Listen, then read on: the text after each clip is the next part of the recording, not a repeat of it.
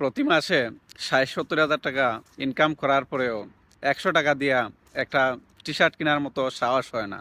এটাই হচ্ছে কি একটা পুরুষ মানুষের নীতি। কিন্তু নারীরা কি বুঝে, যদি ঈদের সময় শপিংয়ের জন্য আপনি টাকা না দেন, তাহলে আপনার সংসার বেশি দিন থাকবে না।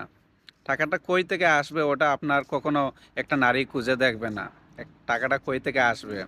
কিন্তু পুরুষ মানুষ ওরা ভালো জানে যে টাকা ইনকাম করতে কত কষ্ট। এই বিষয়গুলো যদি নারীরা বুঝতো তাহলে পুরুষের আজকে এত কষ্ট হতো না। প্রতিটা ফ্যামিলি ১০০% মানুষের মধ্যে ৩০% মানুষেরই এখন ডিভোর্স হয়। ডিভোর্স হওয়ার কারণ তো আপনি বুঝতে হবে।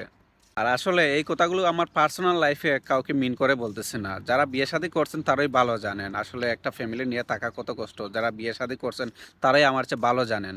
সো আসলে ভিডিওটা সবার উদ্দেশ্যে। আমার পার্সোনাল লাইফে এরকম কোনো সমস্যা নাই আলহামদুলিল্লাহ। যে জন্য আমি ভিডিওটা বানাচ্ছি এরকম না। আমি সবার উদ্দেশ্যেই ভিডিওটা বানাচ্ছি। যারা